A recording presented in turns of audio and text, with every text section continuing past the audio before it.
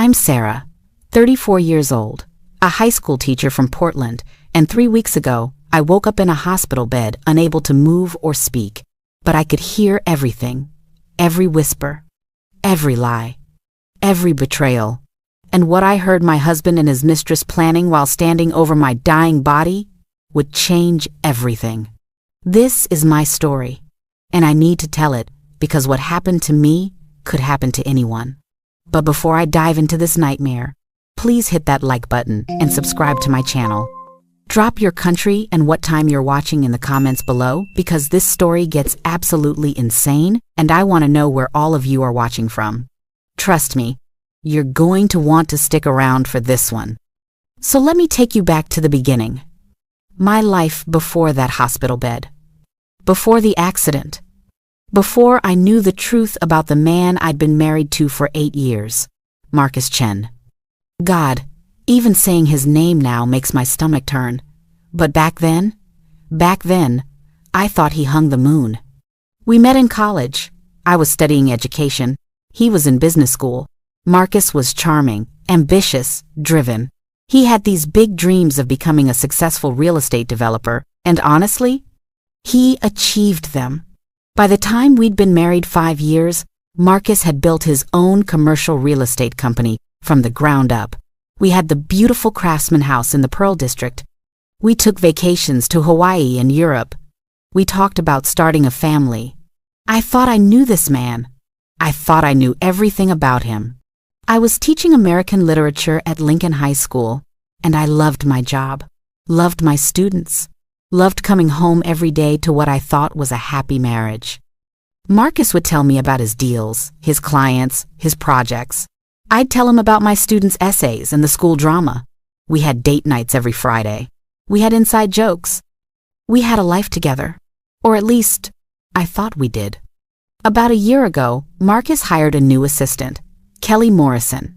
She was 26, blonde, gorgeous, and according to Marcus, incredibly efficient. He talked about her constantly. Kelly organized the Jenkins file perfectly. Kelly saved us thousands on the waterfront project. Kelly is working late with me tonight on the proposal. At first, I didn't think anything of it. I trusted my husband. I trusted that our 8 years of marriage meant something. How naive I was. Kelly started showing up everywhere. Company dinners where spouses were invited. Kelly was there. Marcus's birthday party that I threw for him, Kelly stayed until midnight helping clean up. When I'd bring Marcus lunch at his office, Kelly would be in there with him, sitting close, laughing at his jokes. My friends started making comments. My sister asked me point blank if I was worried about her. And you know what I said? I said, Marcus loves me. He would never cheat. I trust him completely. God, I was such a fool. Things started changing around 6 months ago. Marcus became distant. He was always on his phone, always texting, always taking calls in the other room. Our Friday date nights got canceled more and more often. He stopped touching me the way he used to, stopped looking at me the way he used to. When I'd try to talk to him about it, he'd say he was stressed about work, that a big deal was coming together, that once it closed, everything would go back to normal. I wanted to believe him so badly. I wanted to believe that our marriage wasn't falling apart, that the man I loved wasn't slipping away from me, so I pushed down my suspicions. I ignored the sick feeling in my stomach when he'd smile at his phone screen. I pretended not to notice when he started going to the gym more and buying new clothes. I told myself I was being paranoid, that I was being insecure, that everything was fine. But deep down, I knew. Some part of me knew that my marriage was a lie. I just didn't want to face it. Then came the night that changed everything. October 15th. I'll never forget that date. I was driving home from a parent-teacher conference that ran late. It was raining, typical Portland October weather. I was on Highway 26, heading west toward home. The road was slick. Visibility was poor, but I'd driven that route 1,000 times. I knew it like the back of my hand. I was going about 55 miles per hour, staying in the right lane, being careful. And then I needed to slow down for traffic ahead of me. I pressed the brake pedal. Nothing happened. I pressed harder. Still nothing. My brakes were completely gone. The panic that shot through me in that moment, I can't even describe it. I pumped the brakes frantically. Nothing. I tried to downshift, but I was going too fast. There was a semi-truck in front of me, brake lights glowing red through the rain. I was going to hit it. I yanked the steering wheel to the right, trying to get to the shoulder, but I overcorrected on the wet road. My car spun out. I remember the sickening feeling of losing control, the world spinning around me, the sound of my own screaming, and then the impact. My car slammed into the concrete barrier at 55 miles per hour. The airbags deployed, but it wasn't enough.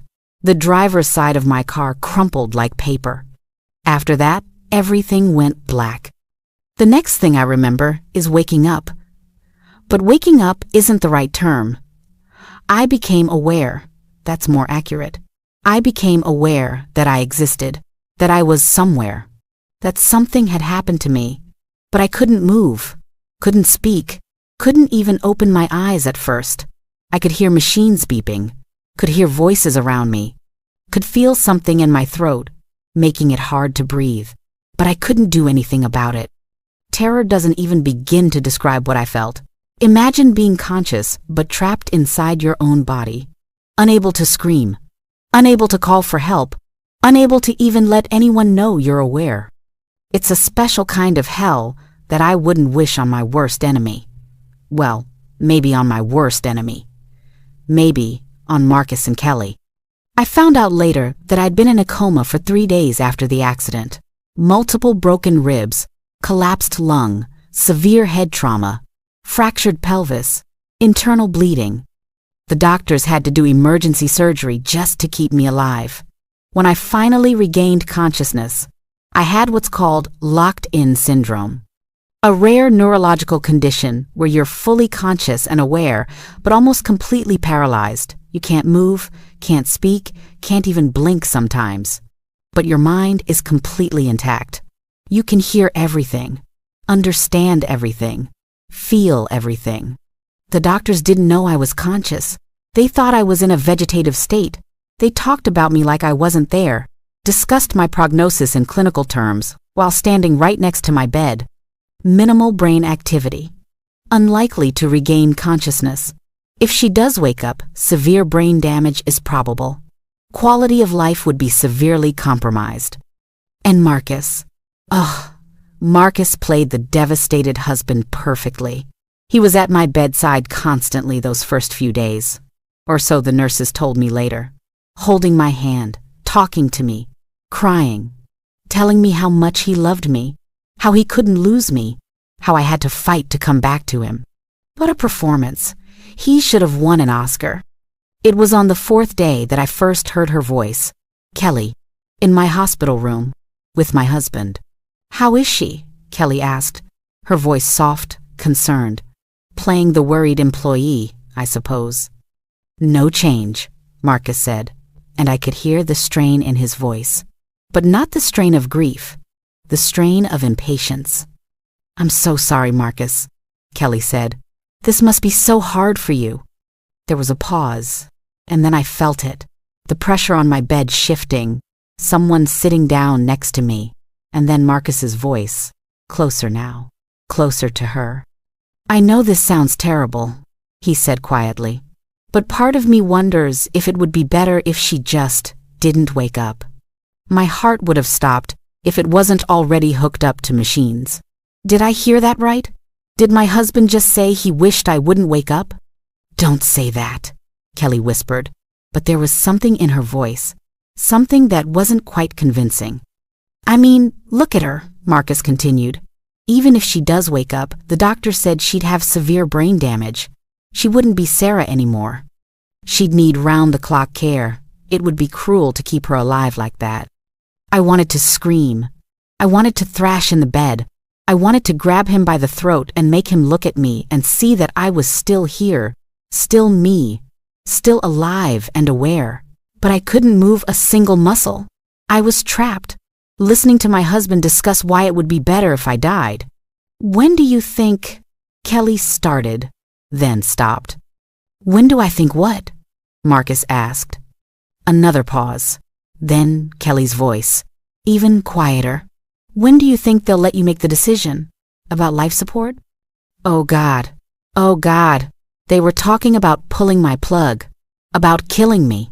My own husband and his mistress were standing over my bed, discussing ending my life. The doctor said if there's no improvement in 2 weeks, they'll talk to me about options. Marcus said, they'll probably recommend moving her to a long-term care facility. But I have medical power of attorney. I can make the decision to let her go peacefully. That must be such a burden for you, Kelly said, and I could hear her moving closer to him. Having to make that kind of decision. It is, Marcus said, but I think Sarah would want me to let her go if there was no hope. She wouldn't want to live like this. She'd want me to move on, to be happy again. Tears were running down my face. I couldn't feel them, couldn't wipe them away, but later a nurse told me my pillow was soaked. My body was crying, even though I couldn't control it, couldn't express the anguish and betrayal that was ripping through my chest. You deserve to be happy, Kelly whispered. You've been through so much. And then I heard it, the sound that confirmed everything, the sound of them kissing, right there, in my hospital room, while I lay paralyzed in the bed not 5 feet away from them. They were kissing, and I could hear the soft sounds of it, and I wanted to vomit. I wanted to die. I wanted to do anything but lie there and listen to my husband kissing another woman while discussing my death. They stayed for another 10 minutes, talking in low voices about mundane things, about his meetings the next day, about a client dinner, about how he should probably go home and get some rest. They kissed again before leaving, and then I was alone with the machines and the horror of what I'd just learned. That night was the longest of my life. I lay there in the dark, unable to sleep, unable to escape my own thoughts. 8 years of marriage. 8 years of my life given to a man who was now planning my funeral while having an affair. How long had it been going on? How long had he been lying to me? Did he ever love me at all? Or was I always just a convenience, a placeholder until something better came along? And the accident, the brakes failing. Was it really just an accident? Or was it something more? The thought kept creeping into my mind, even though I tried to push it away. Marcus was a successful businessman, not a murderer, right? But then again, I thought he was a faithful husband. And look how wrong I was about that. Over the next few days, Marcus and Kelly came to visit regularly. Always together. Always playing their parts when nurses were around. Kelly, the concerned assistant. Marcus, the devoted husband. But when they thought they were alone, when they thought I couldn't hear them, they let their masks slip. I learned so much about their affair in those visits. They'd been sleeping together for 8 months. It started at a conference in Seattle. Kelly had been drunk. Marcus had been stressed about a failing deal. And one thing led to another. After that, they couldn't stop. Secret meetings during lunch breaks. Weekends away when Marcus told me he was at business conferences.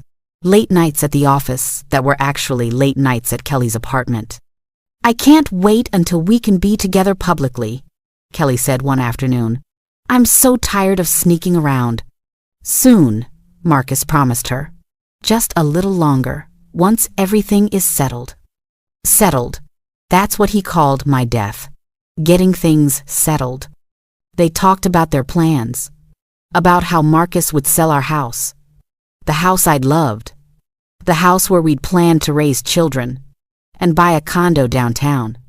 About how they'd travel to Bali for a month. Somewhere we'd always talked about going together. About how Kelly would finally get to wear all my jewelry. The pieces Marcus had given me over the years for birthdays and anniversaries. Did you bring the necklace? Kelly asked one day, her voice eager. Yeah, it's in my jacket, Marcus said. I heard rustling. Try it on. Oh, Marcus, it's beautiful, Kelly breathed.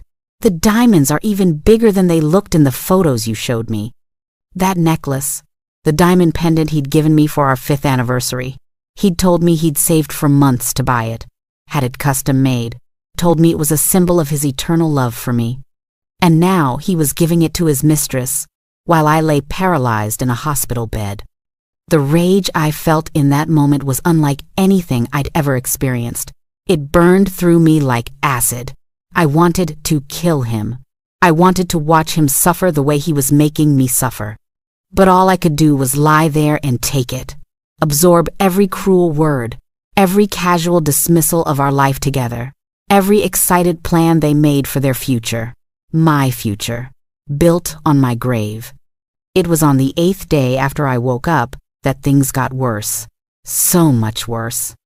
Marcus and Kelly came in later than usual that evening. The nurse had just left after checking my vitals. I heard the door close and their footsteps approaching my bed. "How was the meeting with the lawyer?" Kelly asked. "Good," Marcus said. "Really good, actually. I wanted to review everything with you." "Of course, baby," Kelly said. I heard her settle into the chair next to my bed. "Tell me everything." "So the life insurance policy is $2 million, Marcus began, his voice businesslike, as if he were discussing a real estate deal instead of my death. "It pays out for accidental death, which this was. No issues there." $2 million. I didn't even know he'd taken out that large a policy on me. When had he done that? "The house is worth about $1.2 million in the current market," Marcus continued. "It's in both our names, but with her dead, it all comes to me. No mortgage, so that's pure equity. Her retirement account has about $300,000 inches it. Her life insurance through the school district is another $500,000. All told, we're looking at about $4 million. We. He said we, as if Kelly had any right to my money, to the life insurance policy that was supposed to protect our family, to the house I'd spent years turning into a home, to my retirement savings that I'd accumulated through 15 years of teaching. "Oh my God," Kelly whispered. "Marcus, that's incredible." "I know," Marcus said, and I could hear the smile in his voice, the satisfaction. "We'll be set for life. We can buy that condo in the Pearl District you loved. Travel wherever we want. You can quit working if you want to. We'll have everything we've ever dreamed of." "When do you think the insurance will pay out?" Kelly asked. "The lawyer said once she's declared dead, or I make the decision to withdraw life support, it should be about 30 days for processing." Marcus explained. "The house will take a bit longer to sell, but I can put it on the market immediately. Maybe stage it as a sad widower who needs a fresh start. That'll help it sell faster." They both laughed at that. Actually laughed. At the idea of Marcus playing the grieving widower to sell our home faster. The home where we'd had Christmas mornings and dinner parties with friends. The home where I'd planted a garden every spring. The home where I'd dreamed of bringing our babies home from the hospital someday. "I've already been looking at condos," Kelly said. "There's this amazing penthouse with floor-to-ceiling windows and a rooftop terrace. 2 bedrooms, 3 baths. It's $2.5 million, but with the insurance money.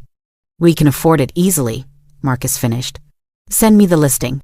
We'll go look at it next week." Next week. While I was still alive, still lying here, listening to them. They were planning their life together while I was still breathing. "What about the funeral?" Kelly asked. "Have you thought about that?" "The lawyer helped me start planning it, actually," Marcus said. "I'm thinking something small, intimate. Just close family and friends. We'll do it at that nice funeral home in Lake Oswego, the one with the gardens." "Will you do a burial or cremation?" Kelly asked. "Cremation," Marcus said immediately. "Burial plots are expensive, and honestly, I don't want a place I have to visit and pretend to grieve at. Plus, her family can't make a big shrine out of a cremation urn. My family. Oh God, my family. My parents who loved Marcus like a son. My sister who'd been his friend before she was even mine. What would this do to them? How would they survive losing me and learning the truth about Marcus at the same time?" "That makes sense," Kelly agreed. "What about her things, her clothes and jewelry and stuff?" "I'll donate most of the clothes," Marcus said. "Keep the jewelry for you, the furniture we can sell with the house, or keep what we want for the new place. The rest, I'll just get rid of. I want a fresh start. No reminders." No reminders. That's all I was to him now. A reminder to be disposed of. Not his wife. Not the woman he'd vowed to love and cherish. Just an inconvenient reminder of a life he wanted to erase. "I love you so much," Kelly said softly. "I know this is hard, but we're going to be so happy together." "I love you too," Marcus replied. "And honestly, part of me is relieved. I was going to have to divorce her eventually, and this way is so much cleaner. No splitting assets, no alimony, no drama. The accident was almost convenient." Convenient. He called my accident convenient. The accident that left me paralyzed and trapped in my own body. The accident that shattered my pelvis and broke my ribs and collapsed my lung. Convenient. And then Kelly said the words that changed everything. The words that confirmed my darkest suspicions. The words that turned this from a tragedy into a crime. "Did you cut her brake lines like you planned?" Kelly asked, her voice curious. "Or was the accident really just luck?" The room went silent. The only sounds were the beeping of my monitors and my own ragged breathing through the ventilator. My mind was screaming so loud I thought surely someone could hear it. "He tried to kill me. Marcus tried to kill me. This wasn't an accident. He cut my brake lines. He sent me out on that rainy highway knowing my brakes would fail. He tried to murder me for insurance money and a girl half his age." "Kelly," Marcus said, his voice warning. "What?" Kelly said. "There's no one here. She can't hear us. You said yourself she's practically brain dead." "I know, but still," Marcus said. "We shouldn't talk about that." "Oh, come on," Kelly said, and I could hear her move closer to him. "You can tell me. I've been dying to know. Did you actually do it?" Another pause, a long one, and then Marcus's voice, quiet and cold. "Yeah," he said. "I did it. 2 days before the accident. I went out to her car in the middle of the night and cut the brake lines most of the way through.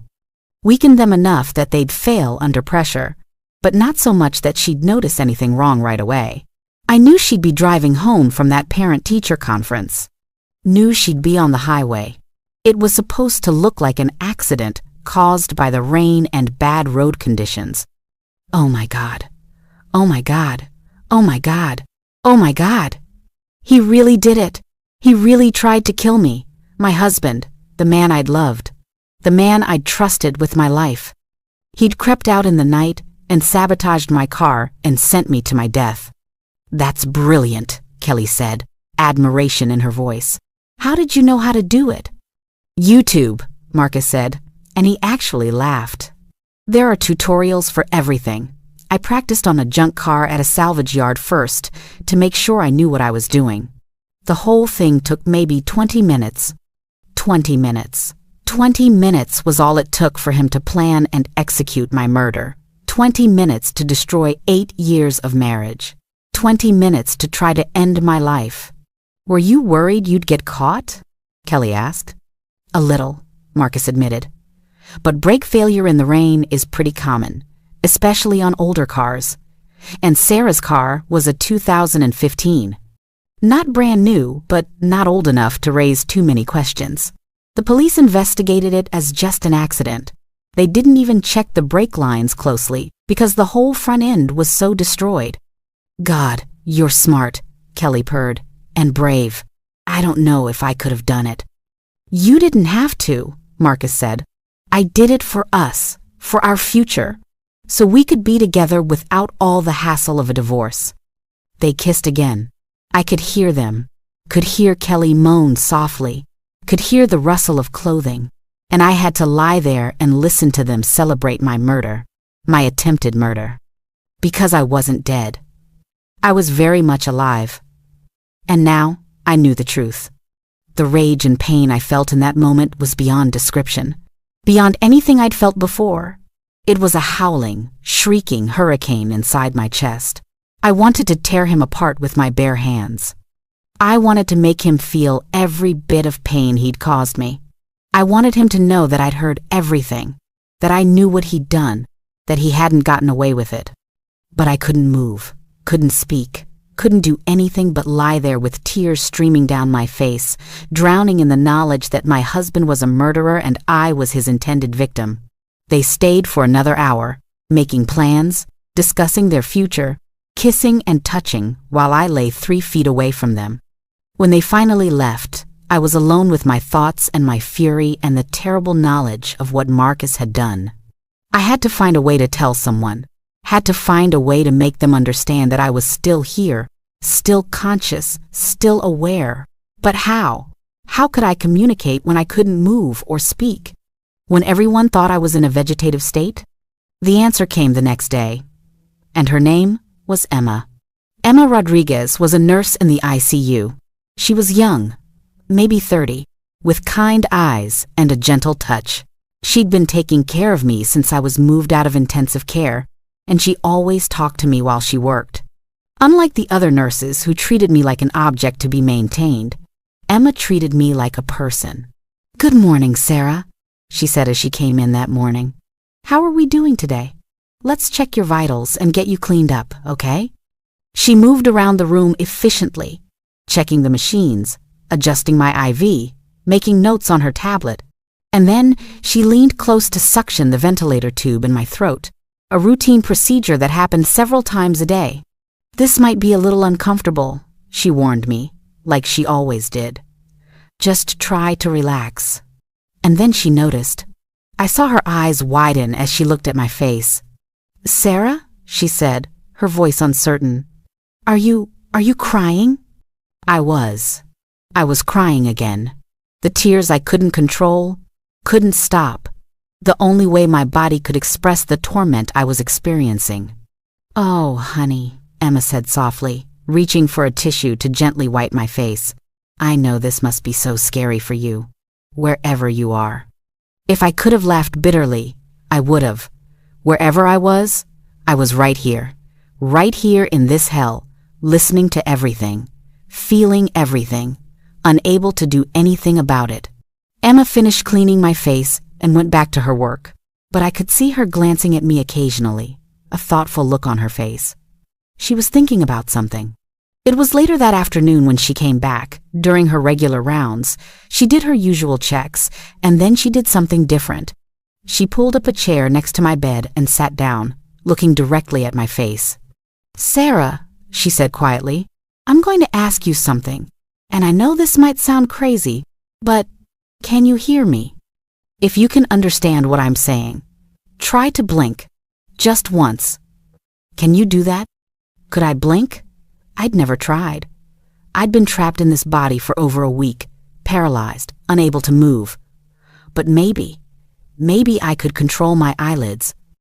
Maybe that one tiny muscle still worked. I focused everything I had on my right eyelid, every ounce of concentration, every bit of strength I had left. Blink, blink, damn it, blink. And I felt it. The tiniest movement. My eyelid fluttered, just slightly. "Oh my God," Emma whispered. Her hand flew to her mouth. "Oh my God, Sarah, you can hear me, can't you? Do it again. Blink if you can understand me." I did it again, focused everything on that one tiny movement. My eyelid fluttered once more. Emma's eyes filled with tears. "Oh my God," she said again. "You're in there. You're conscious. You've been conscious this whole time." She stood up quickly, looking around as if she didn't know what to do. "I need to get the doctor. I need to tell them." No, she couldn't tell them yet. Not while Marcus still had medical power of attorney. Not while he could still make the decision to pull my plug. I needed to tell Emma the truth first. Needed her to know what Marcus had done. But how could I communicate that? How could I tell her with just eye blinks? Emma must have seen the panic in my eyes because she sat back down. "Wait," she said. "Are you scared? Blink once for yes, twice for no." I blinked once. Yes. God. Yes. I was terrified. "Okay," Emma said, thinking. "Are you in pain?" 2 blinks. "No. Physical pain I could handle. It was the emotional pain that was killing me. Is something wrong? Emma asked. One blink. Yes, everything was wrong. Emma bit her lip, clearly trying to figure out how to help me. I'm going to get a letterboard, she said. It'll take time, but we can spell out words. Can you move your eyes left and right? I tried. Focused everything on moving my eyes to the left. They shifted, just barely. Then, to the right, another small movement. Perfect, Emma said, standing up. I'm going to be right back. Don't worry, Sarah. We're going to figure this out. She left the room, and I was alone with a tiny spark of hope for the first time since I woke up. Emma knew I was conscious. She was going to help me. Maybe, just maybe, I could tell someone the truth about Marcus. Emma came back 20 minutes later with a printed sheet of paper. The alphabet was arranged in a grid, with the letters grouped by frequency of use. She held it up where I could see it. Okay, she said. This is going to be slow, but it'll work. I'm going to point to different sections, and you blink when I'm pointing to the section with the letter you want. Then we'll narrow it down. Ready? We started the painstaking process. Emma would point to a section of letters. I'd blink when she hit the right section. She'd narrow it down, letter by letter. It took nearly an hour to spell out the first word. Danger. Emma's face went pale. You're in danger? She asked. From what? From who? Husband. Your husband? Emma asked, confusion and horror mixing in her voice. Marcus? But he's been here every day. He seems so devoted to you. I would have laughed if I could. Devoted. Sure. Devoted to collecting my life insurance. We continued spelling. It took hours. Emma had to leave for other patients and come back. But slowly, letter by painful letter, I told her everything. About the affair. About the plans for my funeral. About the money. And finally, about what I'd heard Kelly ask and what Marcus had admitted. Hecutmybrakes. Emma sat back in her chair, her face white. He tried to kill you, she whispered. Oh my God, Sarah. He tried to murder you for insurance money. One blink. Yes. And you heard him confess this? Him and his mistress? One blink. When do they come visit again? Emma asked. I spelled out Tonight. Emma looked at the clock. It was already 6 p.m. Marcus and Kelly usually came around 7. Okay, Emma said, her voice taking on a determined tone.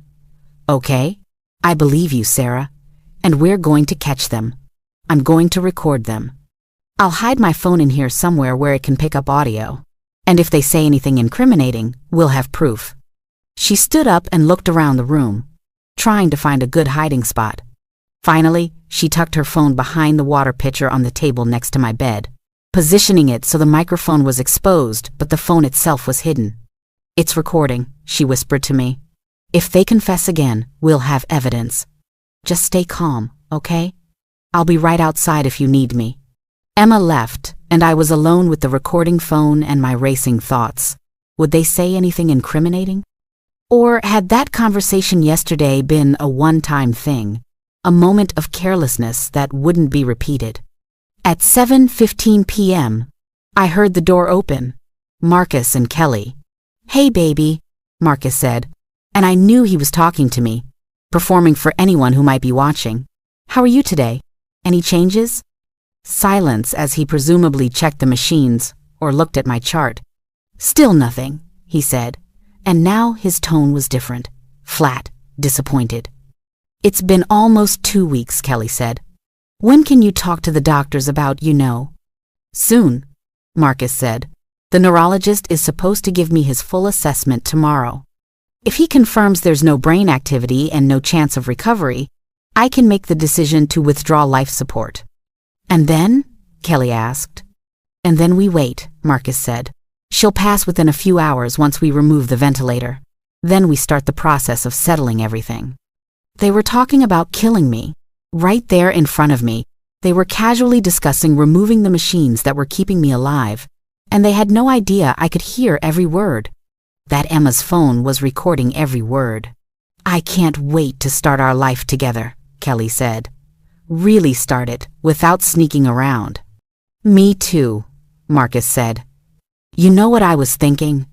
After the funeral, after everything is settled, we should take a trip, somewhere tropical, Bali or the Maldives. Just get away from everything." "On her insurance money?" Kelly asked, and she actually giggled while discussing spending the money from my death. "Why not?" Marcus said. "She's not going to need it. Might as well enjoy it." There was silence for a moment. Then Kelly spoke again, her voice lower. "Do you ever feel guilty?" she asked. "About what you did?" My heart rate spiked, the monitor beeping faster. "Come on, Marcus! Confess again! Admit what you did!" "Guilty?" Marcus said. "Not really. I mean, it's not like I wanted to hurt her, but our marriage was over. She was holding me back. This way is just cleaner.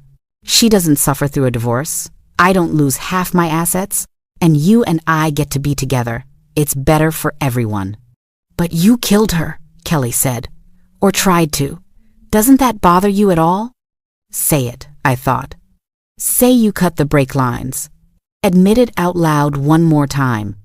"Look," Marcus said, his voice getting harder. "We've been over this. What's done is done.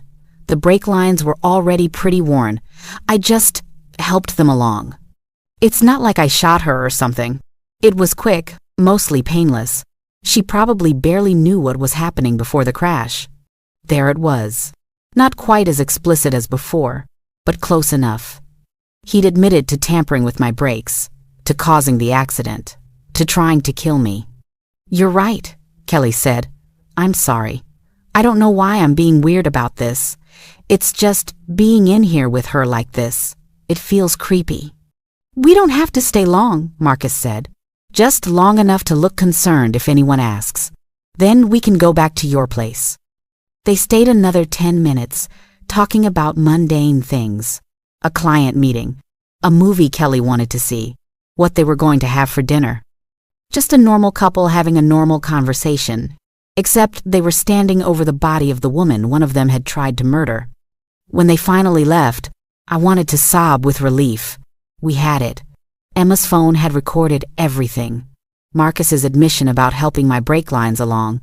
Their casual discussion of my death and how they'd spend my insurance money. All of it was on that recording. Emma came back in 5 minutes after they left. She grabbed her phone and plugged in headphones, listening to the recording. I watched her face go through a range of emotions. Shock, disgust, horror, anger.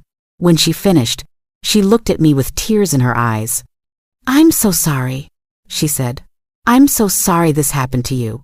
But we have them now, Sarah. We have everything on this recording.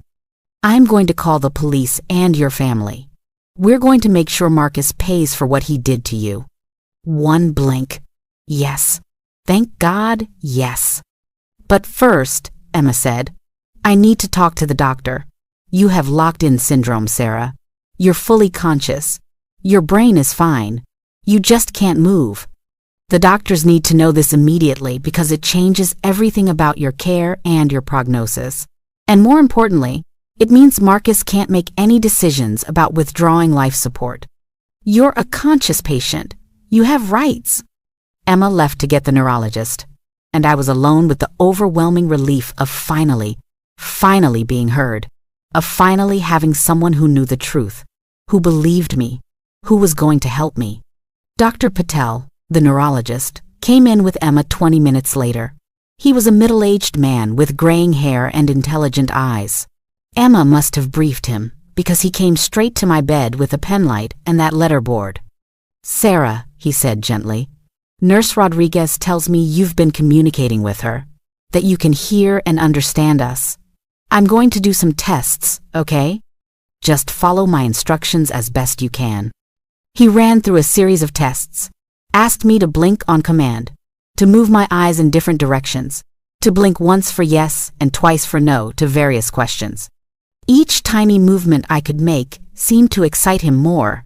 Remarkable, he kept saying. Absolutely remarkable. Classic locked-in syndrome. Full consciousness, full cognitive function, but almost complete paralysis except for vertical eye movement and blinking. He turned to Emma. This changes everything.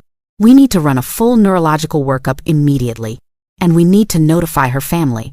Does her husband know? No, Emma said firmly. And we need to talk about that. Privately. Dr. Patel looked confused but nodded. Sarah, I'm going to step outside with Nurse Rodriguez for a moment. We'll be right back. They left, and I could hear their muffled voices in the hallway. Emma was telling him everything.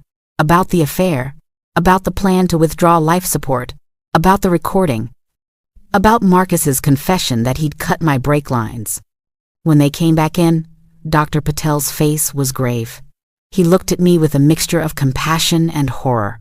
Sarah, he said, I've listened to the recording. I'm going to call the police right now. And I'm going to call your emergency contact list to find a family member who isn't your husband. Who should we call?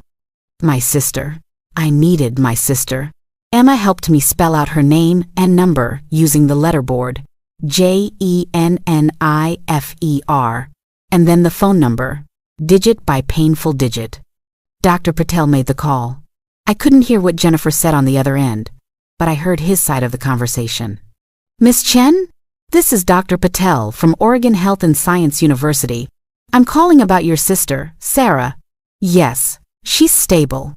Actually, that's why I'm calling. Sarah has regained consciousness. I need you to come to the hospital immediately. There's been a development, and we need to speak with you in person. No, please don't call Marcus. This is very important. Come alone. And don't tell anyone else you're coming. Especially not Marcus. I understand this sounds strange, but I promise I'll explain everything when you get here. How soon can you be here? Apparently, Jennifer said she'd be there in 30 minutes because Dr. Patel thanked her and hung up. Then he called the police. Yes, I need to report an attempted murder, he said into the phone. I have a patient who was in a car accident 2 weeks ago. She's been conscious the whole time with locked-in syndrome, and she heard her husband confess to cutting her brake lines to cause the accident. Yes, I'm serious. And we have a recording of the confession. Yes, we'll be here. She's in the ICU at OHSU. After he hung up, Dr. Patel sat down next to my bed. The police are on their way. He said, so is your sister. We're going to make sure you're safe, Sarah. Marcus won't be able to hurt you again. The relief that washed over me was so intense, I started crying again. Emma gently wiped my tears. It's okay, she said softly. You're safe now. We've got you. Jennifer arrived first, bursting into the room with wild eyes and a panicked expression. When she saw me, tears immediately started streaming down her face. Sarah, she sobbed. Oh my God, Sarah. They said you were in a vegetative state. They said you'd never wake up. Dr. Patel guided her to a chair. Your sister is fully conscious, he explained. She has locked-in syndrome. She can hear and understand everything, but she can't move or speak. She's been aware this entire time. Jennifer's hand flew to her mouth. The entire time? She's been conscious for 2 weeks and no one knew? We didn't know, doctor, Patel said gently. The condition is rare and difficult to diagnose, but Nurse Rodriguez discovered it today when she noticed Sarah was crying and responsive to stimuli. Can she communicate? Jennifer asked, looking at me with desperate hope. Yes, Emma said. With eye blinks and a letterboard. It's slow, but it works. Oh, Sarah, Jennifer said, moving to my bedside and taking my hand. I'm so sorry. I'm so sorry we didn't know. I've been so worried about you. One blink, it was okay. She was here now. That's what mattered. Dr. Patel cleared his throat. Jennifer, there's something else we need to tell you. Something Sarah communicated to us. It's about Marcus. Jennifer's expression changed to confusion. Marcus, what about him? He's been devastated. He's been here every day. Not every day, Emma said quietly, and not alone. And then they told her about the affair with Kelly, about the plans to withdraw life support, about the insurance money and the new condo, and the trip to Bali, about selling our house and giving away my things, and finally, about the recording, about Marcus's confession that he'd cut my brake lines. I watched my sister's face as she absorbed this information, watched her go from confusion to disbelief to horror to absolute fury. By the time they finished, she was shaking. He tried to kill her, she said, her voice trembling. Marcus tried to murder my sister? We have him on recording admitting to it, Dr. Patel said. The police are on their way. Jennifer looked at me, tears streaming down her face. Is it true? She asked. Did he really do this to you? One blink. Yes. Oh God, Jennifer said, covering her face with her hands. Oh God, Sarah, I'm so sorry. I liked him. I trusted him. I never suspected. I never thought. 2 police detectives arrived about 10 minutes later. Detective Morrison and Detective Park. They were both in their 40s, experienced, serious. Emma played the recording for them while they listened with increasingly grim expressions. This is gold, Detective Morrison said when it finished. We've got motive, opportunity, and a confession, but we need to confirm the brake lines were actually cut. The car was totaled in the accident, Dr. Patel said. Is there any way to still check? If it hasn't been scrapped yet, our forensics team can examine it, Detective Park said. Even with crash damage, a deliberate cut should still be distinguishable from normal wear or crash damage. The pattern is different. What about Marcus? Jennifer asked. Is he going to be arrested? We need to be strategic about this, Detective Morrison said. If we arrest him now, his lawyer will claim the recording is inadmissible or that he was just talking tough for his girlfriend. We need the physical evidence from the car, and honestly, it would be better if we could get him to confess again, this time to us. How? Emma asked. Detective Park smiled grimly. We set up a sting. We let Marcus think everything is going according to plan. Let him think Sarah is still unresponsive. Tomorrow, when he comes in to meet with Dr. Patel about withdrawing life support, we'll have officers in the room, undercover, and we'll see if we can get him to admit what he did. Is that safe? Jennifer asked, looking at me with worry. What if he tries something? We'll have multiple officers here, Detective Morrison assured her. Your sister will be completely safe, and this way we can make sure he goes away for a very long time. They worked out the details. Dr. Patel would call Marcus in the morning and tell him it was time to discuss Sarah's prognosis and options. Marcus would come in, expecting to sign paperwork to withdraw life support, but instead he'd walk into a trap.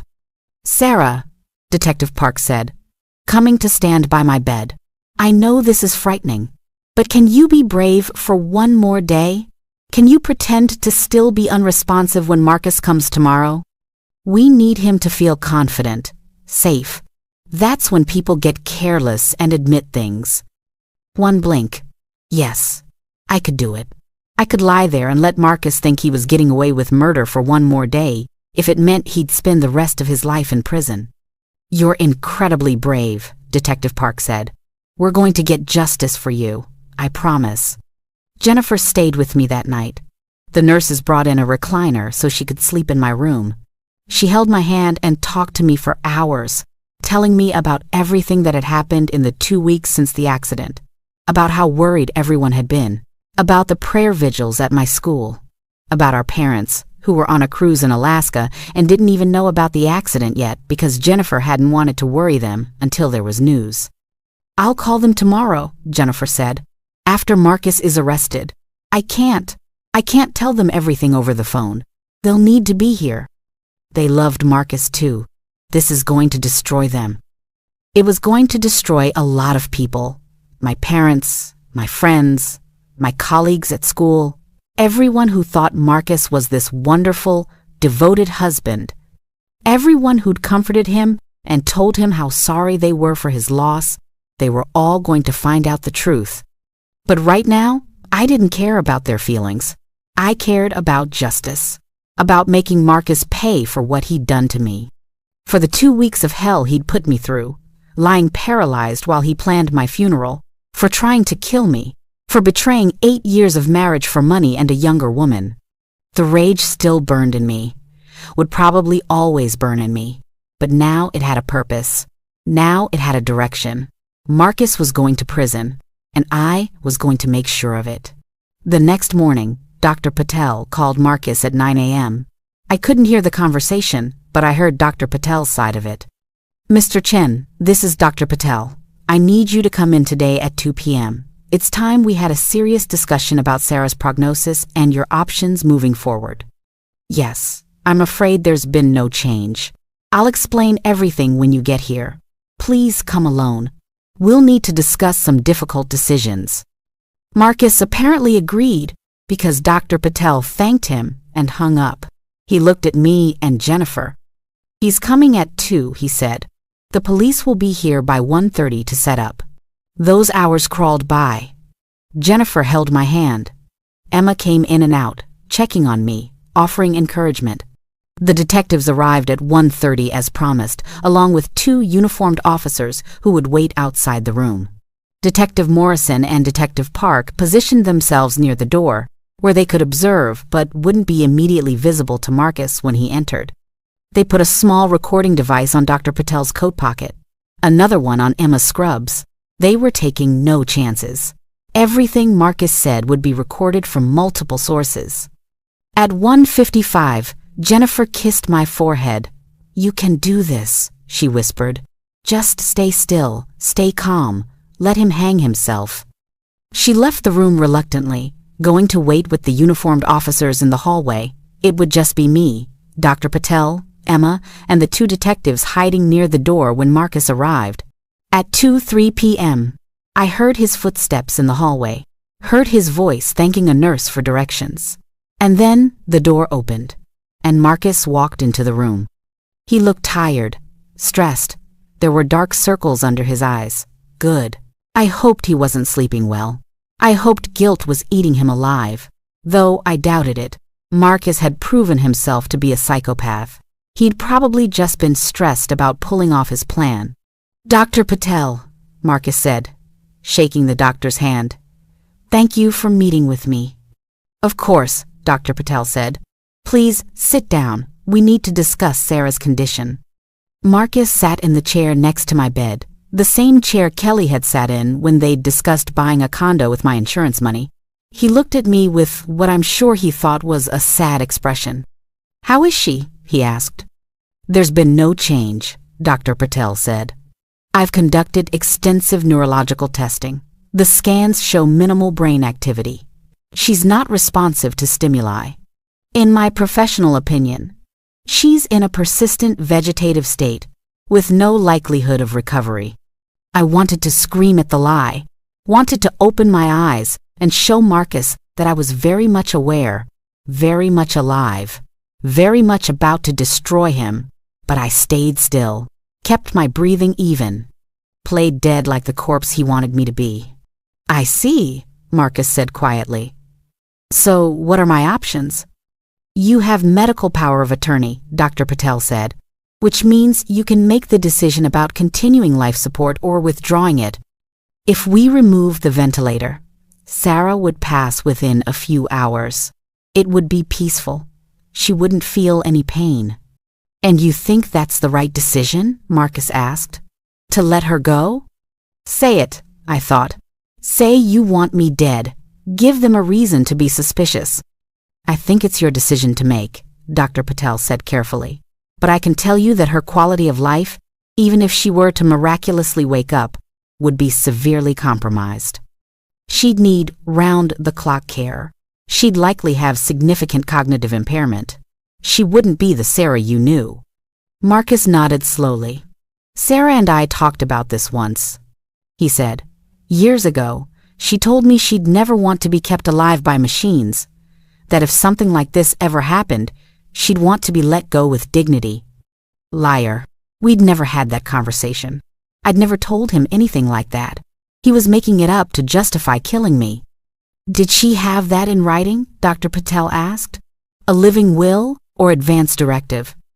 No, Marcus said. It was just a conversation.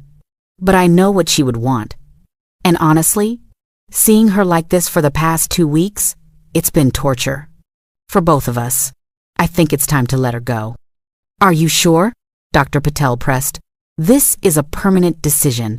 Once we withdraw life support, there's no going back. I'm sure, Marcus said firmly. It's what Sarah would want, and it's what's best for her. She's not living. She's just existing. That's not fair to her. What's not fair, I thought, is that you tried to murder me for insurance money. What's not fair is that you're sitting here pretending to care about my dignity when really you just want to finish what you started. There is one more thing, Marcus said. The life insurance. How long after she passes? How long until that's processed? There it was. The slip. The reveal of what this was really about. Dr. Patel's expression didn't change. I'm not sure, he said. That would be a question for the insurance company. Why do you ask? I just want to make sure I can cover the funeral expenses, Marcus said quickly. And there will be medical bills. I want to make sure everything is taken care of properly. Of course, Dr. Patel said. Though I should mention, before we proceed with withdrawing life support, there are some legal formalities. The hospital requires a consultation with our ethics board in cases like this. And because Sarah's accident is still under investigation by the police. Investigation? Marcus interrupted. What investigation? It was just an accident. Her brakes failed in the rain. Standard procedure for accidents resulting in severe injury, Doctor. Patel said smoothly. They want to rule out any vehicular defects that might pose a danger to other drivers.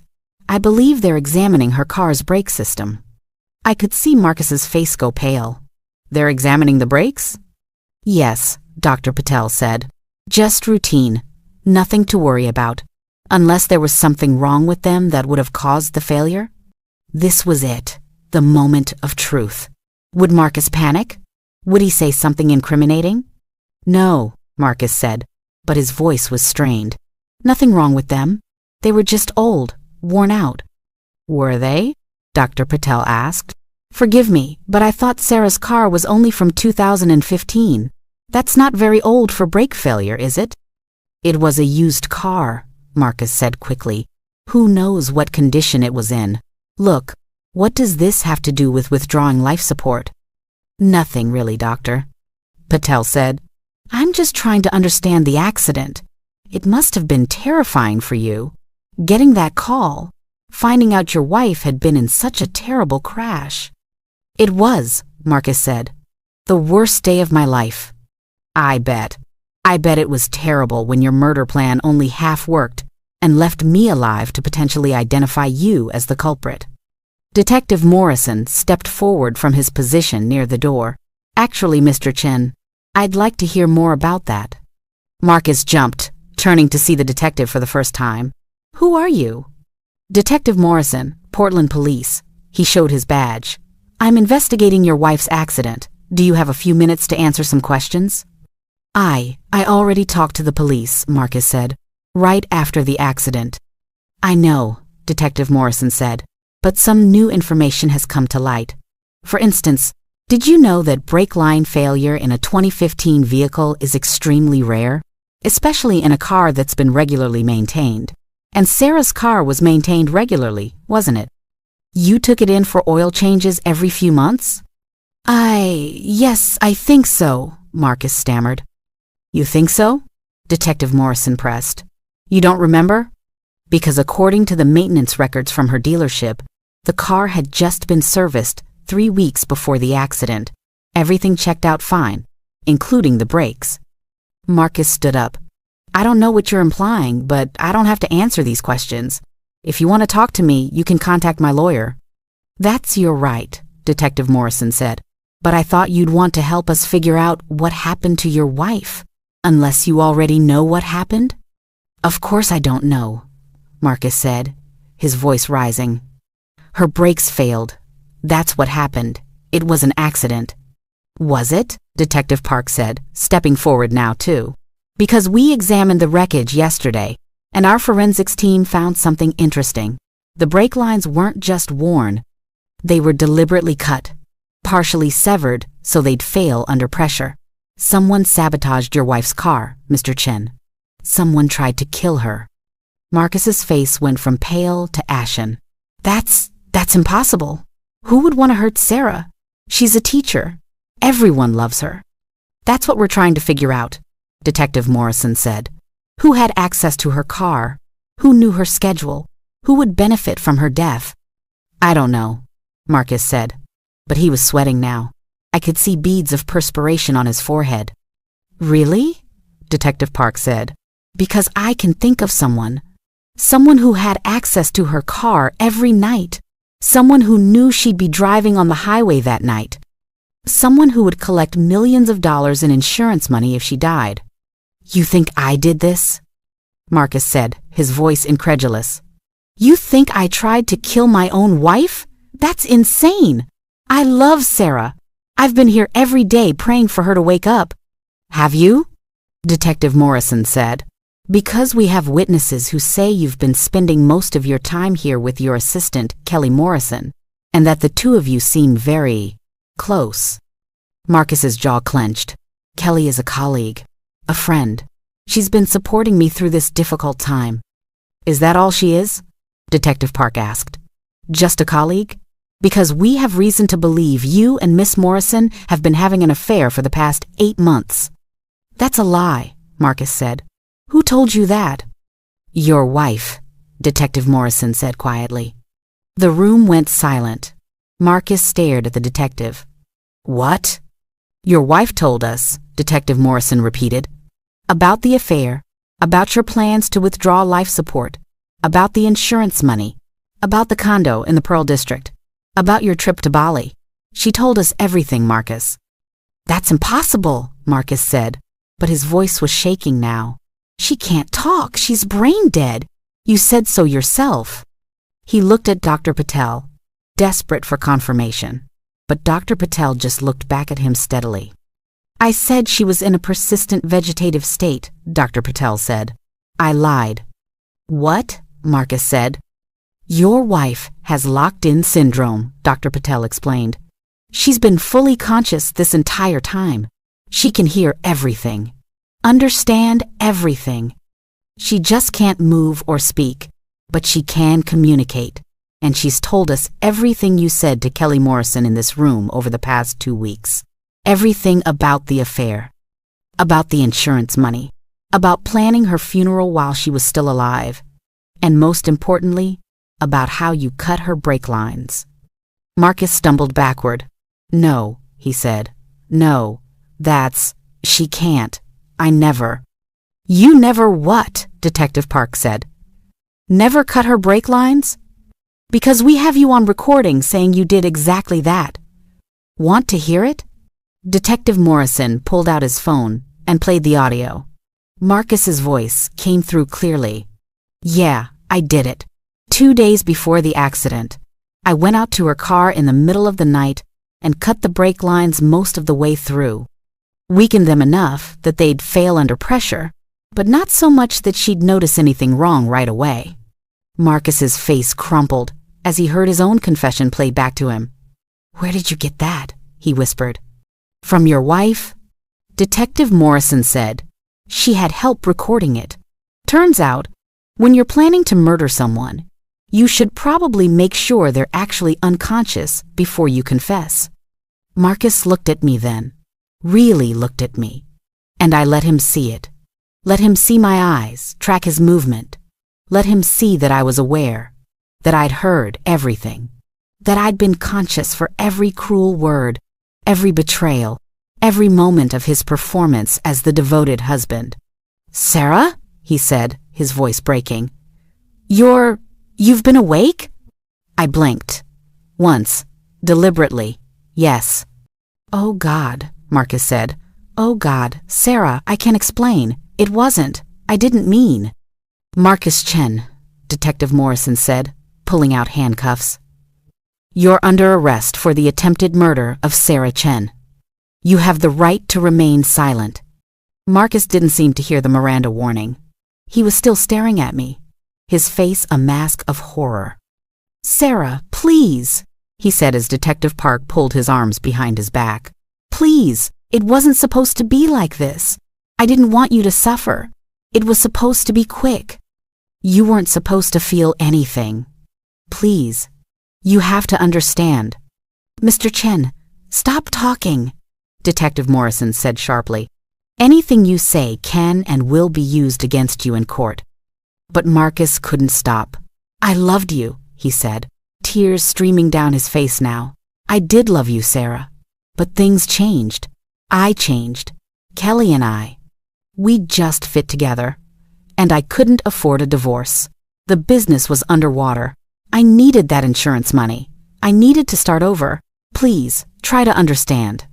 They dragged him out of the room, still talking, still trying to justify what he'd done. And I lay there in the bed, watching him go, feeling a savage satisfaction I'd never felt before. He was caught. He was going to prison. And I was alive to see it. Jennifer rushed back in the moment they took Marcus away. She was crying, laughing, hugging Emma and Dr. Patel. You did it, she said to me, coming to hold my hand. Sarah, you did it, he confessed. They have everything. He's going away forever. One blink. Yes, it was over. The nightmare was finally over. The next few days were a whirlwind. Kelly Morrison was arrested as an accomplice. The forensics report confirmed that the brake lines had been deliberately cut. The recordings were admitted as evidence. Marcus's lawyer tried to get them thrown out, tried to argue entrapment or coercion, but it didn't work. The evidence was overwhelming. My parents flew back from Alaska. They were devastated by everything. The accident, my condition, Marcus's betrayal, but mostly they were just grateful I was alive. Grateful that I was conscious and aware. Grateful that I'd survived Marcus's murder attempt. We're going to get you the best care, my father said, holding my hand with tears in his eyes. The best therapists, the best doctors. We're going to help you recover as much as possible. And they did. Over the next few weeks, I was transferred to a specialized rehabilitation center. Started intensive physical therapy with specialists in locked-in syndrome. Slowly, painfully, I began to regain tiny amounts of movement, a twitch in my fingers, a slight movement in my toes. The doctors said it was miraculous. That most locked-in syndrome patients never recover any motor function. But I was determined. Fueled by rage and the need for revenge, I wanted to stand up at Marcus's trial, wanted to look him in the eye and tell him exactly what he'd put me through. Wanted him to see that he hadn't broken me, that I'd survived despite his best efforts. 6 months after the accident, I could move my right hand enough to use a special computer that tracked my finger movements. I could type out full sentences instead of spelling things letter by letter. My voice was starting to come back too, though it was weak and slurred. But it was my voice, my words, and I was going to use them to bury Marcus. The trial happened 8 months after the accident. Marcus pled not guilty, which was a joke considering all the evidence against him. But his lawyer tried anyway, tried to argue that the recordings were taken out of context, that Marcus had been under extreme stress and just venting to his girlfriend, that he'd never actually cut the brake lines. But the forensics were clear. The brake lines had been deliberately severed. And there were security camera footage from the salvage yard showing Marcus visiting 3 weeks before the accident, the same salvage yard where he'd admitted to practicing on a junk car. I testified via video link from the rehab center. With Jennifer's help and my speech computer, I told the jury everything. Every moment of consciousness while paralyzed. Every cruel word I'd heard. Every betrayal. Every moment of terror when I thought Marcus would succeed in killing me by withdrawing life support. The courtroom was silent when I finished. Several jurors were crying. Marcus was staring at the table, unable to look at me.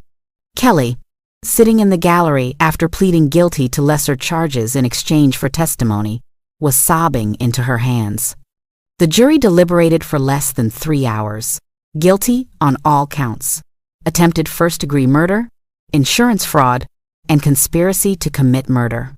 The judge sentenced him to life in prison without the possibility of parole for 25 years. Kelly got 10 years for being an accomplice. I was in the courtroom for the sentencing, in my wheelchair, with my family around me. When the judge read the sentence, I felt a weight lift off my chest that I'd been carrying for months. Justice. Finally, justice. Marcus looked at me as they led him away in shackles. He opened his mouth like he wanted to say something. But what could he say? What words could possibly make up for what he'd done? I looked him in the eye and, with enormous effort, lifted my right hand, and I gave him the middle finger. The bailiffs dragged him away. I never saw him again. That was 2 years ago. Now, I'm sitting in my parents' living room, typing this story on my computer. I've recovered more than the doctors ever expected. I can walk with a cane. I can talk, though my speech is still a bit slurred. I can use my hands well enough to type and feed myself, and do most daily activities. I'll never be 100% again. But I'm alive. I'm free. And Marcus is rotting in a prison cell where he belongs. I went back to teaching last fall, part-time at first, but now I'm back full-time. My students were amazing when I returned. They threw me a welcome back party and made cards and told me how inspiring I was. I didn't feel inspiring. I just felt grateful to be alive. I've been going to therapy, working through the trauma of everything that happened. The betrayal, the attempted murder, the 2 weeks of horror lying paralyzed while my husband planned my death. It's not easy. Some days are harder than others, but I'm healing, slowly but surely. The divorce was finalized a year ago. I got everything: the house, the assets, everything Marcus had tried to steal from me. I sold the house. Too many bad memories. Bought a smaller place closer to my school. Started over. And Emma, the nurse who saved my life, we're best friends now. She visits every week, brings wine, and we watch terrible reality TV and laugh about nothing. She's the reason I'm alive. If she hadn't noticed my tears that day, hadn't believed me, hadn't recorded Marcus's confession, I'd be dead. Marcus would have withdrawn life support, and no one would have ever known it was murder. I think about that sometimes. About how close Marcus came to getting away with it. If the accident had killed me instantly, he'd be living in a penthouse with Kelly, spending my insurance money, and everyone would have thought he was the devoted husband who'd lost his wife too soon. The thought makes me sick, but it also makes me grateful. Grateful that I survived. Grateful that the truth came out. Grateful that justice was served. People ask me if I'm angry, if I hate Marcus, and honestly, I don't know. Hate is exhausting. Rage is exhausting. I spent so many months consumed by it, lying in that hospital bed with nothing but my fury to keep me company. But now I'm just tired. Tired of thinking about him. Tired of giving him any space in my mind. What Marcus did was evil, unforgivable. He tried to murder me for money. He betrayed 8 years of marriage without a second thought. He stood over my hospital bed and planned my funeral while I lay there conscious and aware. There's no coming back from that. No redemption arc. No forgiveness. But he doesn't get to define the rest of my life. He doesn't get to be the story I tell. I'm more than what he did to me. I'm a teacher, a sister, a daughter, a friend, a survivor. I'm Sarah Chen, and I'm alive despite his best efforts. To anyone listening to this story, I want you to hear this. Trust your instincts about people. If something feels wrong, it probably is. Don't ignore red flags because you want to believe the best in someone. Don't stay in a relationship that doesn't feel right just because you've invested years in it. Your life is valuable. You are valuable. And if someone makes you feel otherwise, get out, get help, tell someone. And to anyone who's going through something similar, who's trapped in a relationship with someone who wants to harm you, you're not alone. There are people who will believe you, who will help you, who will fight for you. You deserve to be safe. You deserve to be loved. You deserve to live. I survived because one nurse took the time to see me, to really see me, to believe that I was still in there, still conscious, still fighting. Emma saved my life by simply paying attention, by trusting her instincts, by refusing to give up on me. We all have the power to be that person for someone else, to see them, to believe them, to help them. Use that power. It might save a life. As for me, I'm building a new life, one that doesn't include Marcus or Kelly or the nightmare they put me through. I'm dating again, a fellow teacher who's kind and patient and nothing like Marcus. I'm traveling. I went to Bali last summer, the place Marcus and Kelly had planned to visit with my insurance money. I scattered ashes of my old life there. Let the ocean take them away.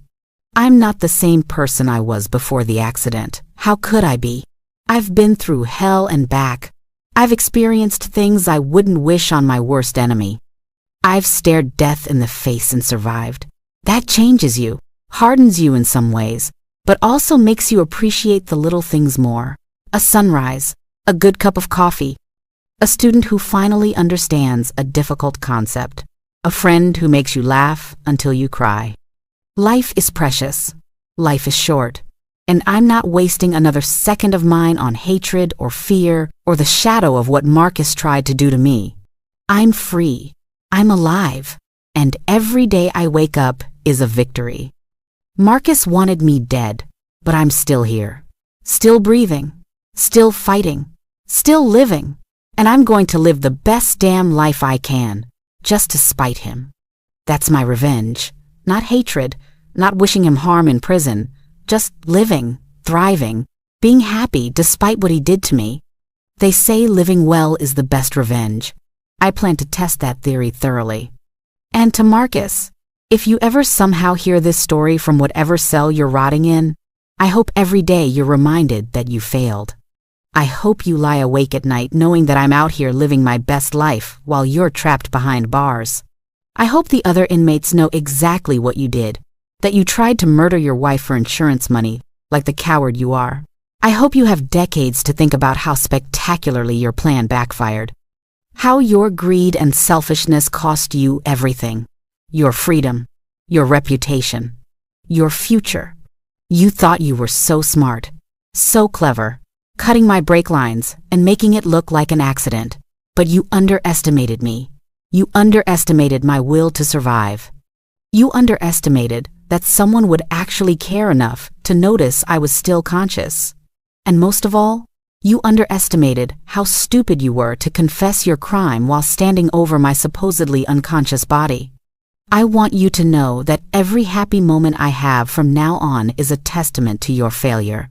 Every laugh, every sunrise I see, every student I teach, every time I hold hands with someone who actually loves me. Every breath I take is proof that you didn't win. You didn't break me. You didn't destroy me. You just made me stronger. Kelly's in prison too, in case you're wondering. Last I heard, she's realized what a massive mistake she made, throwing her life away for a married man who turned out to be a murderer. She wrote me a letter once, trying to apologize. I burned it without reading past the first line. I don't care about her apologies. I don't care about her regrets. She made her choices. Now she gets to live with the consequences. Your business collapsed, by the way. Once word got out about what you did, every client dropped you. Your partners bought you out for pennies. Your reputation is destroyed. Your name is synonymous with attempted murder and betrayal. Everything you worked for, everything you built, gone. All because you were too greedy and too cowardly to just ask for a divorce like a normal person. Was it worth it, Marcus? Was Kelly worth it? Was the promise of $2 million worth spending the rest of your life in prison? Worth losing everything? Worth becoming the villain in a story that will be told for years as a cautionary tale? I hope not. I hope you realize every single day what a catastrophic mistake you made. I hope it eats at you. I hope you have nightmares about that moment in the hospital room when you realized I'd been conscious the whole time. When you understood that every word you'd said, every plan you'd made, every cruel dismissal of our marriage, I'd heard it all. That moment when our eyes met and you finally saw me, really saw me, aware, conscious, judging you. I replay that moment sometimes when I'm feeling down, the absolute terror on your face. The dawning horror as you understood what you'd done, what you'd confessed, that your perfect murder had unraveled completely. It brings me joy, Marcus. Your downfall brings me genuine joy. Does that make me a bad person? Maybe, but I think I've earned the right to take pleasure in your suffering after what you put me through. I testified at Kelly's sentencing too, you know. Made sure the judge understood exactly what she'd done, how she'd participated in planning my death, how she'd tried on my jewelry while I lay paralyzed, how she'd laughed about spending my insurance money. The judge called her morally bankrupt and complicit in one of the most callous crimes he'd ever seen. She sobbed through the whole sentencing, begged for mercy, said she was young and stupid and in love and didn't know what she was doing. The judge didn't care. Neither did I. She knew exactly what she was doing. She made her choices. Now she's paying for them. 10 years isn't enough, in my opinion, but at least she's behind bars. At least her 20s are being spent in a cell instead of in that penthouse she wanted so badly. At least she's learning that actions have consequences, that you can't just participate in someone's attempted murder and expect to walk away unscathed. Your families were destroyed too. Your mother stopped speaking to you, didn't she? Refused to come to the trial. Told reporters she didn't recognize the man you'd become. Kelly's parents mortgaged their house to pay for her defense. They're broke now. Both families torn apart by your selfish, evil choices. But you know whose families are thriving? Mine. My parents, who stood by me through every moment of my recovery. My sister Jennifer, who never left my side. My friends, who rallied around me and supported me through the darkest time of my life. Emma and her family, who welcomed me into their lives with open arms. Even Emma's brother, the man I'm dating now, who's shown me what real love actually looks like, what a partner who actually values your life looks like. We had a dinner party last month. Everyone I love gathered around my new table in my new house. We ate and laughed and told stories and celebrated life, celebrated survival, celebrated justice. And not once did anyone mention your name. You've become irrelevant to my story, Marcus. A footnote. The villain who lost. Nothing more. That's what kills me the most, I think, if you'd just been honest with me. If you'd just come to me 2 years ago and said, Sarah, I'm not happy anymore, I want a divorce, I would have been devastated, heartbroken, angry probably. But we could have handled it like adults. Split our assets, moved on with our lives. You'd be free right now. You could be with Kelly if you still wanted to be. You could have your business, your reputation, your life. But you were too greedy, too cowardly, too selfish. You wanted everything, the insurance money, the house, your business, Kelly, and you were willing to murder me to get it. And now you have nothing, absolutely nothing but a prison cell. And decades to think about your mistakes. There's a certain poetic justice in that, don't you think? I've thought a lot about why you did it, why you chose murder over divorce, and I've come to the conclusion that you're just broken inside. Something fundamentally wrong with your moral compass, with your empathy, with your basic human decency. Normal people don't look at their spouse of 8 years and think, I should kill her for insurance money. Normal people don't sabotage someone's car and send them to their probable death. Normal people don't stand over their dying wife's hospital bed and plan a funeral while kissing their mistress. You're not normal, Marcus. You're a sociopath, a narcissist, a murderer in your heart, even if your plan didn't succeed. And I'm glad I found out before you had another chance. Because you would have tried again, wouldn't you? If I'd survived the accident but stayed in that vegetative state, you would have pulled the plug, killed me legally. And no one would have questioned it because you played the devoted husband so well. But you underestimated locked-in syndrome. You underestimated my consciousness. You underestimated Emma's compassion and attention to detail. You underestimated how thoroughly your own words would condemn you. And now you're paying for it. Good. I hope you live a long, long life, Marcus. I hope you survive to a ripe old age in that prison. Not because I wish you well, but because I want you to have as many years as possible to regret what you did. To think about what you lost. To imagine the life you could have had if you just made different choices. Every year on the anniversary of the accident, I celebrate. Not the accident itself, but my survival, my victory over you. I buy myself something nice. Do something I've always wanted to do. Last year, I went skydiving, confronted my fear of heights, and fell through the sky with the biggest smile on my face. This year, I'm planning a trip to New Zealand, living my life to the fullest. And every year, you'll wake up in a cell, eat prison food, follow prison rules, live a prison life, for the next 25 years minimum, probably longer.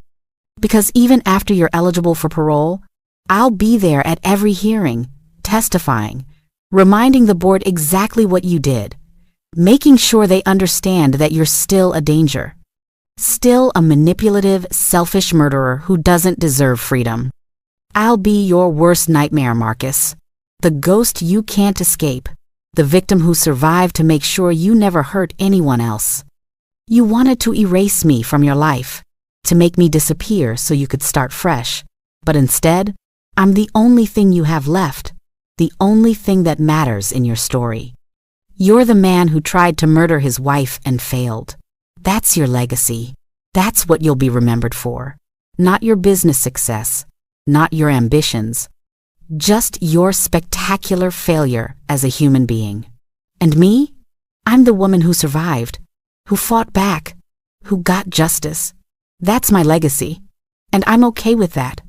So thank you, Marcus. Thank you for showing me what real evil looks like. Thank you for teaching me how strong I actually am. Thank you for making me appreciate every single day of my life in a way I never did before. Thank you for introducing me to Emma, who's become one of my closest friends. Thank you for forcing me to rebuild my life into something even better than what I had before. Thank you for failing. I'm done talking about you now. Done giving you space in my head. This is the last time I'll tell this story in detail. The last time I'll walk through every painful moment of those 2 weeks in hell. I needed to tell it once, fully, completely, so the world would know what you did, so your name would be permanently attached to this crime, so no one would ever forget. But after this, you're nothing to me. Less than nothing. Just a bad memory that's fading more every day. I'm moving on. I'm living. I'm thriving. I'm happy. And you're not. That's all the revenge I need. If you're watching this and you've made it this far, thank you. Thank you for listening to my story, for bearing witness to what happened to me, for supporting me through this journey by simply being here and hearing my truth. I hope you never have to experience what I went through. I hope you never feel the betrayal of someone you love trying to kill you. I hope you never spend 2 weeks paralyzed and helpless while your spouse plans your funeral. But if you do, if something like this ever happens to you, please know this. You can survive. You are strong enough. There are people who will help you, people who will believe you, people who will fight for you. Don't give up. Keep fighting. Keep surviving, because living well really is the best revenge. And on that note, I'm signing off. I have a date with my boyfriend tonight. We're going to that new Italian restaurant downtown. Tomorrow, I'm teaching my favorite lesson of the year to my students. This weekend, I'm hiking with Jennifer and her kids. Next month, I'm attending Emma's wedding as her maid of honor. I have a life. A beautiful, full, meaningful life. And Marcus has a cell. I think we both got exactly what we deserved. Goodbye, everyone. Thank you for listening. And remember, trust your instincts, protect yourself, and never, ever underestimate the power of a woman who refuses to die. This is Sarah Chen, and I'm alive. Still breathing, still fighting, still winning. And I'm never looking back.